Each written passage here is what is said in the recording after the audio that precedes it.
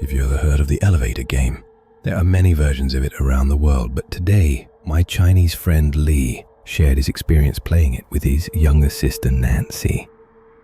One summer afternoon in 2011, during their weekend visit to their grandmother's place, Lee and Nancy decided to play the game. Their grandmother lived on the first floor of an apartment building with 2 elevators, though only one was usually in operation outside of rush hours. The rules were simple. Start on the first floor, go up to the second, then to the 4th, back down to the 2nd, up to the 6th, down to the 2nd again, then up to the 10th, and finally down to the 5th. At this point, a woman in red would enter the elevator.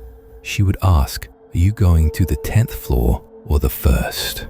If you chose the 10th floor, you'd be taken to another world. If you chose the 1st, you'd be quitting the game. The catch, you had to play alone, no teammates. So they took turns with Nancy going first. Lee waited on the 1st floor, watching the elevator panel to make sure she followed the sequence correctly. At first, everything seemed fine, but then Lee saw Nancy select the 10th floor. The elevator began its slow ascent from the 5th floor, and suddenly, the shaft echoed with Nancy's screams and sobs. Lee bolted for the stairs, desperate to reach her, but just then the other elevator, the one that was always out of service, dinged open. Out stepped the neighborhood's security guard, leading Nancy by the hand. Nancy kept her head down as the guard scolded Lee. "You kids shouldn't mess around with elevators, it's dangerous." Then just like that, he walked away. Later, Lee asked Nancy what had happened. She said that when the elevator stopped at the 5th floor, a woman had stepped in, dressed in red, her hair hanging long and dark. She took Nancy's hand, icy cold, and the lights flickered violently as the elevator climbed. But the moment the doors opened on the 10th floor, the security guard was there, grabbing Nancy as if the woman didn't even exist. "Look what you've done. You broke the elevator," he grumbled, pointing at the flickering lights before dragging her into the other elevator. That night, Lee jolted awake from a nightmare. Outside his door, he heard a heavy dragging sound. He climbed onto a stool and peered through the peephole. There was the security guard, his face ghostly pale, his neck craned upward, pulling a large red and blue woven bag toward the elevator. Lee quietly slipped out and followed, watching as the elevator panel lit up in the same sequence. 1, 2, 4, 2, 6, 2, 10, 5. After pausing at the 5th floor, it rose again to the 10th. Then the out-of-service elevator chimed. Lee sprinted back to his room and spied through the peephole once more. The guard was now mopping the hallway, dragging a wet mop back and forth.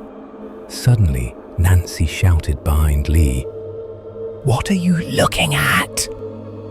The guard froze. Slowly, he turned and pressed his face against the peephole.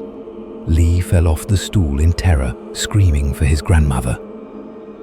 The next day, the guard's family arrived, setting off firecrackers in celebration. When Lee's grandmother returned from the market, she explained, "The guard had liver problems, but his tests came back clean today, completely healed." But from that day on, Lee began noticing the guard following him, always trying to lure him into secluded places. "The basement has a new shop," he'd say, or "There's a toy store in building 4. Once, he even claimed there was a rooftop pool, but when Lee reached the top, there was nothing, just the guard, his eyes hollow and hostile. Luckily, 2 repairmen were there, scolding Lee for wandering up. The guard instantly switched to a friendly grin. "Silly kid, come back down." Years later, Lee visited a local medium for unrelated reasons and ended up telling the whole story. The medium frowned. "Spiritual games are dangerous, bad for the mind, but this isn't right. That guard, he's been dead for years.